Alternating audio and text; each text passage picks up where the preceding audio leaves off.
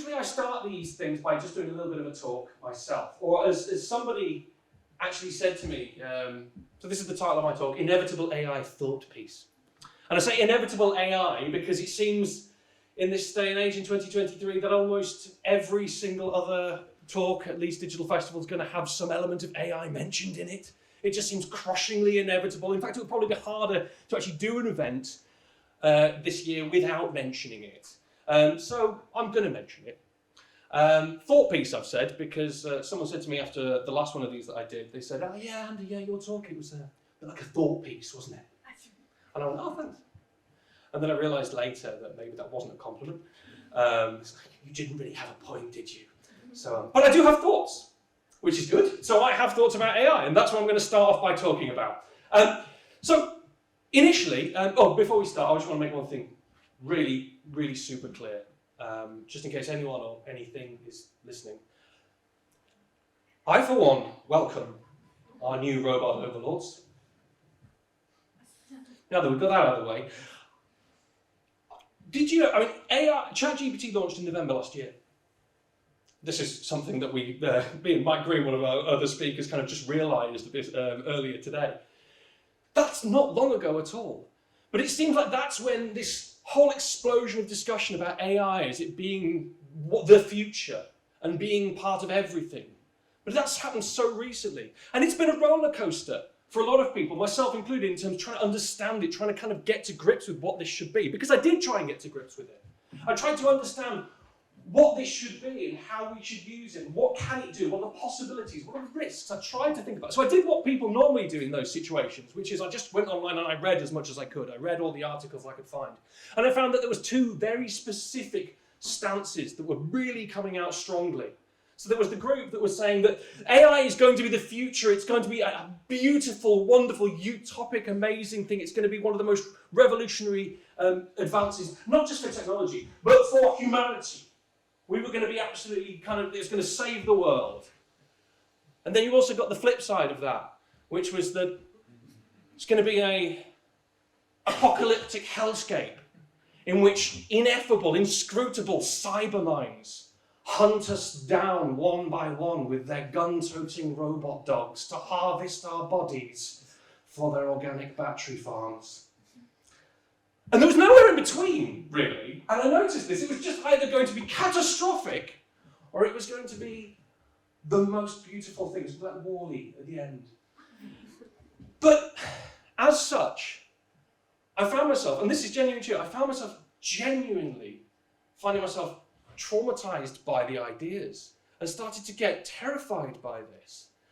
And I don't know if anybody else had a similar experience. I kind of found myself in this situation where I'm going to lose my job. We're all going to lose our jobs. It's going to blow up the world. Oh my God, it's terrifying. And then I'd calm down a bit and I'd say to myself, actually, no, there's something really exciting here. There's opportunity. There's something that we can do that's really going to change things for the better. So I'd be positive and embrace it. And then I'd swing back to being absolutely terrified by everything. And then I'd swing back into positivity and no, come on, we have to lean into this and embrace. And I'd go back and forth and back and forth and back and forth. And I find myself just getting deeply wound up. And the more I read, the more I understood, that kind of balanced out a bit. The more I learned how a lot of these systems work, learning how an LLM really truly works under the hood, learning how image generation really works under the hood, I slowly started to find myself sitting in the middle of this balance. And now every day and that's where I sit now. I kind of stand in the middle somewhere and I kind of veer a bit to the left or veer a bit to the right, depending on how my blood sugar levels are, or whether my kids have let me have any sleep that night. But still, one thing I can see is it's still very confusing. And incidentally, by the way, I did try and do what probably every other speaker at Leeds Digital Festival is going to do. I tried to use AI to create some imagery for this. I just thought, lean in. It's not gone very well. I think there's probably a blame more. Maybe my prompt engineering isn't quite up to scratch. But either way, the prompt I used for this is from Dali. Either way. Photograph of a ginger-bearded 40-year-old white man in fear of an artificial intelligence in the city of Leeds. I don't think that's bad, actually. I think it's pretty close. He appears to have two noses, but other than that, a little bit weird. Suffice to say, I think one of the things that I've realised is that we're trying to understand what is the future for AI, what is our future, and what's it going to look like. reminded me of a phrase that many wise people have said, which is that predicting the future is a fool's errand. And that no matter what you try and ask people, well, what will this be? It will be the most amazing thing, it'll be the most terrifying thing.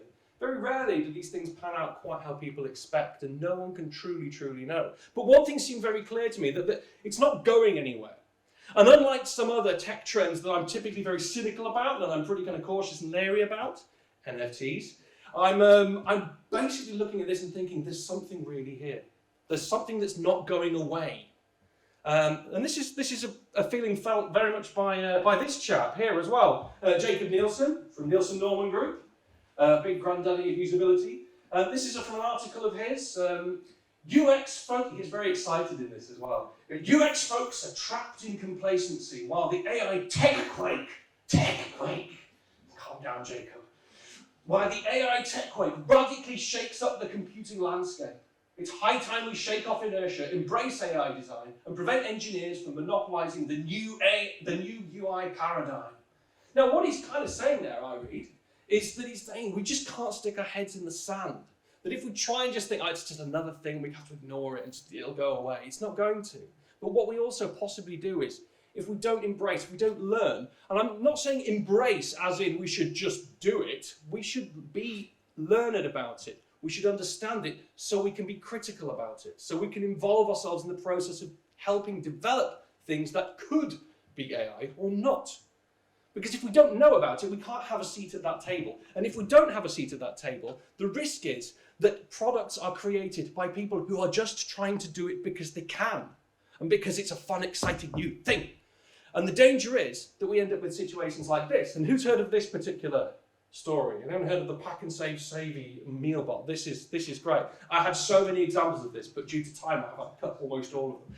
But this one's a cracker. This is an AI-powered app that was released by the Pack and Save supermarket chain in New Zealand. And what it is basically, they sold it as a kind of cost of living crisis saver. So you put in the ingredients into it that you've got left over in your cupboards, and it will create a recipe for you, or a set of recipes for you. And that's generated through the AI in the app.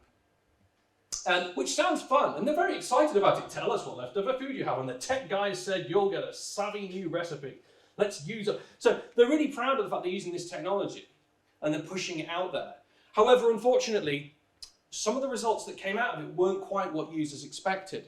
And it started off fairly kind of innocently. You know, someone got an Oreo and vegetable stir fry, which doesn't sound great, but it's fairly benign, really, in terms of it's a bit funny. However, there were also reports of people managing to generate recipes that were, and I'm going to read this one, aromatic water mix, which was described by, the text generator to describe it was the perfect non-alcoholic beverage to quench your thirst and refresh your senses. But it turns out if you mix the ingredients together and made that recipe, you would create chlorine gas. Now, for those that don't know, chlorine gas is lethal. So, but you can create it with household ingredients. But anyway, so not ideal. I mean, there were many, many other things that kept people kind of sharing, and it started to become a bit of a fun thing. What can we get this app to actually create? Methanol toast, bleached infused rice surprise.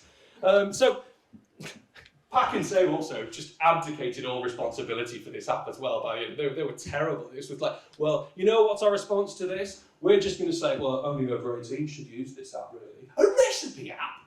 Fair enough.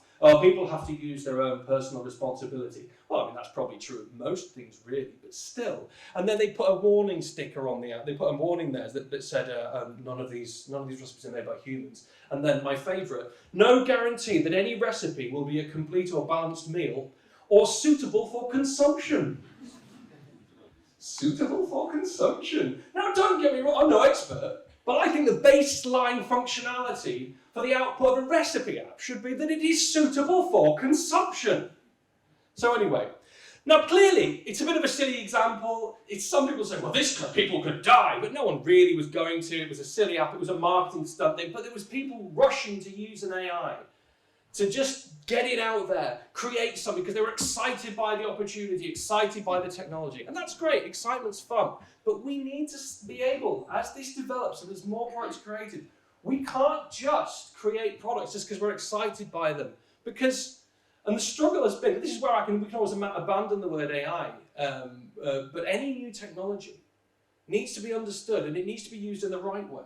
It's a solution for things, but there needs to be a problem to fix in the first place. But also the implementation of any new technology has to understand the risks that might come along with using it. It has to understand the needs of a user. It has to understand what the response of a user might be. I mean, imagine an AI powering an app that's designed for children and generating content for an app that's targeted towards children or vulnerable people.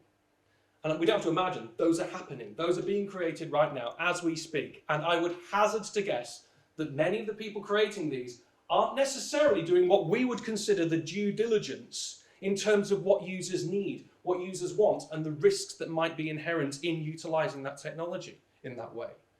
There's a lot of rush to be first to market, and I think there's a lot of missing the point in terms of actually should something be done. Even if something is demonstrably safe, what is the likely user response? Will they trust it? Would parents trust it? Even if you could say, oh, it's 100% safe and prove it, would parents still trust something that was made by an AI? It's something, how do we learn that? How do we understand that? Well, we research, we engage with users, we find out, we go out there and we talk, we observe, we do what we know works. But the problem is, if we're not involved in that conversation, if people who work in user experience aren't involved at that strategic level of deciding things, to actually kind of bring in the understanding of needs, behaviours, attitudes, barriers, risks, ethics. If we're not involved in that, then really, what chance do we have having to do it? It feels like we're still playing catch up with the industry anyway, trying to get ourselves involved in strategic level product design decisions. And get people to persuade people that this should be incorporated in that decision making. So with any new technology coming forward, I think it behooves us, and this is really my point, I think it behooves us to not stick our heads in the sand, but to actually try and learn as much about it. Not to blithely go and just accept it's great, but to actually then be able to be critical about it and help support how it could be used in the right way and how it couldn't be used and shouldn't be used as well. And as my great-great-grandmother always used to say to me, if you don't know how to close out a talk at a tech conference, you should always use a Jeff Goldblum quote. So, and as the great Dr. Ian Malcolm from the documentary Jurassic Park once said, your scientists were so preoccupied with whether or not they could that they didn't stop to think if they should. And I like to think that we can be in a position to actually help people think if they should. And if they decide they should, how? Otherwise the robot dogs are going to come and get you. Thanks very much indeed. I'm going to finish up now and hand over to real speakers.